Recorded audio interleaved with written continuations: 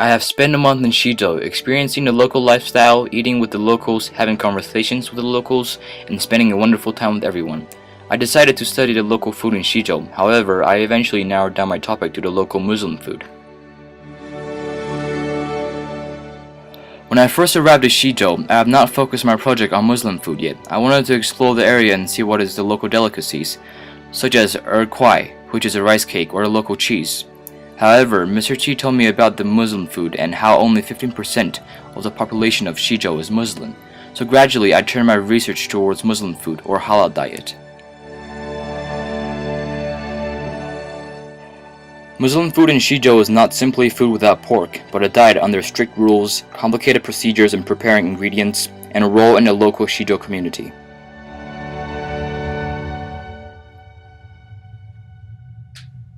During my research online and in Shijo, I was able to gather information on the rules of halal.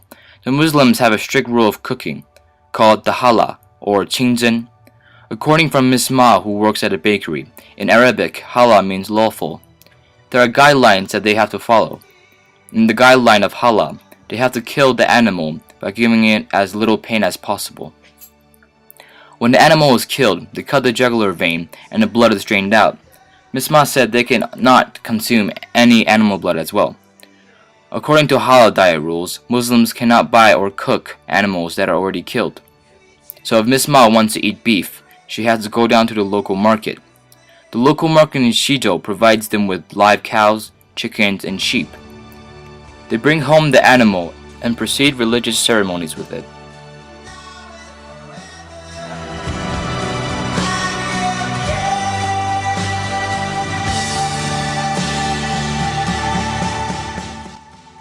While I was interviewing Miss Ma from the antique shop, she told me Muslim food can be very difficult to make. Apparently, halal diet rules also mean clean food, so many dishes are more complicated than it should be, such as killing the chicken. After they drain the blood out, they have to soak the chicken in hot water so the feathers are easier to pick off.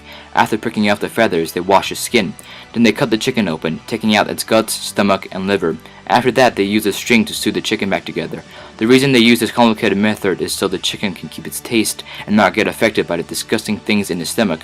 When they steam the chicken, there is also a risk in the stomach or gut bursting, and the Muslims do not like the thought of chicken's feces painting the inside of the chicken. However, taking out the stomach, gut, and liver also mean they can cook those separately. This is why the Muslim chicken is preferred in Shijo, because they know it's clean and it tastes excellent.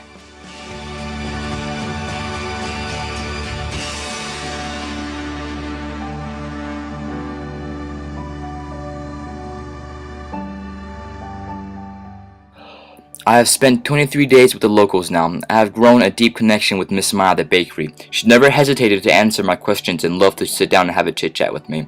She even charges me the local price for her baked goods now. I have come to understand what role does Muslim food or halal diet stand in the Shijo community. Miss Ma is part of the 15% Muslim population in Shijo, and that 15% is very important. The halal food Muslim restaurants or people like Miss Ma offer is a source of clean and simple food. Halal diet is not simply food without pork, but a way of cooking with rich history behind, passed down from parents to children. Many cooking styles are a tradition they want to keep, such as the stuffed chicken. Muslim food in Shijo is a diet that is promised to be clean and right, said Miss Ma. We believe the ingredients need to be gathered in a rightful way. The animal's life is as important as ours, and we need to be thankful for them. Muslim food in Shijo is food cooked with care and belief. Being in Shijo for almost a month really connected me with the people. I learned many things including the rules of halal, the procedures in preparing ingredients, and the role Muslim food plays in Shijo. When the Microcampus was one day away, I was not excited to leave. Leaving Shanghai for a month? I didn't like the sound of that.